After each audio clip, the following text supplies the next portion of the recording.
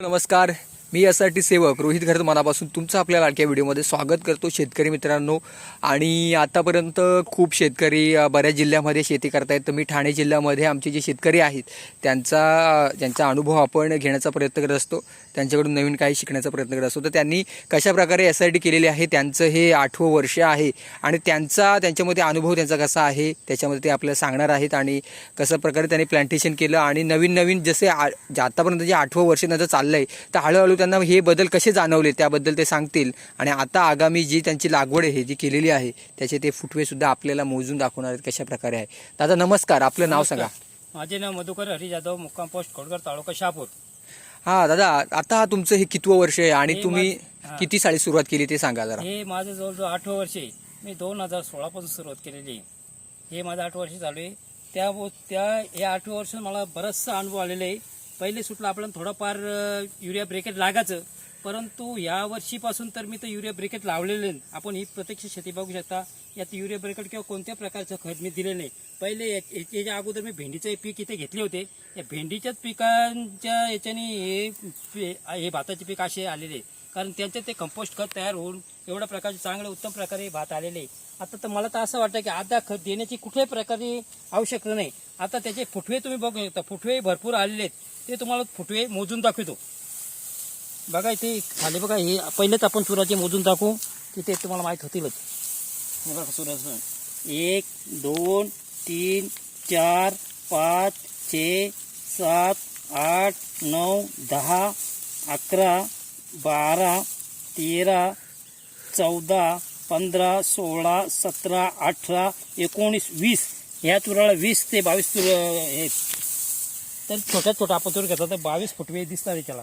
आणि याच्यात म्हणजे जास्ती असते नाही, फक्त मी 2 दाणे फक्त टाकले ते पण मोजून. आणि हे मनीषा भात आहे, एकदम लहान भात आहे, एकदम व्यवस्थित भात आलेले. आता ते मोठं एक पोल्ट्री आलेले, म्हणजे थोड्या दिवसात त्याच्या लोंबी येईल, थोड्या दिवसात लोंबी येईल.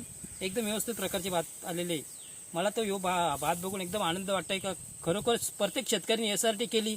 पाऊस पडो अगर न पडो याचे काही टेन्शन नाही. त्याच्यामुळे हे वातावरण एकदम SRT शूट होऊन जाते. एवढं जबरदस्त SRT पीक आहे.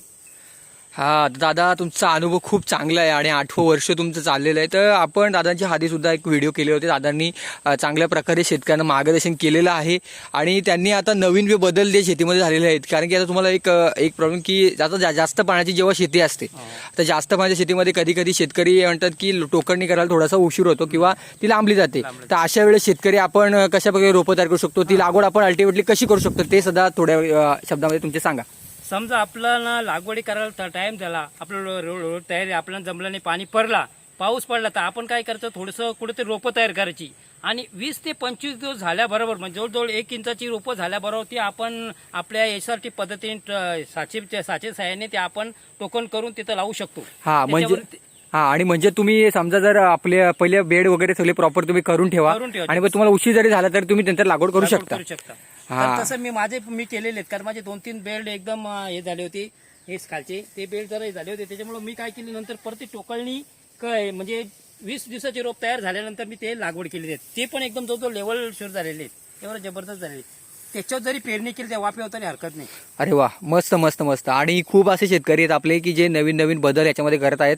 आणि ही टेक्निक सुद्धा खूप चांगली आहे की ज्या शेतकऱ्यांना जास्त पाण्याची जागा आहे किंवा ज्यांच्याकडून जी वेळ निघून जाते लागवडीची, तर ते स्वतः स्टार्टिंगला मारण्याच्या आधी ग्लायफोसेट गोल्ड मिक्स करून मारून जमीन तशीच ठेवून नंतर त्याच्यावरती आपण रोपांची लागवड करू शकतो.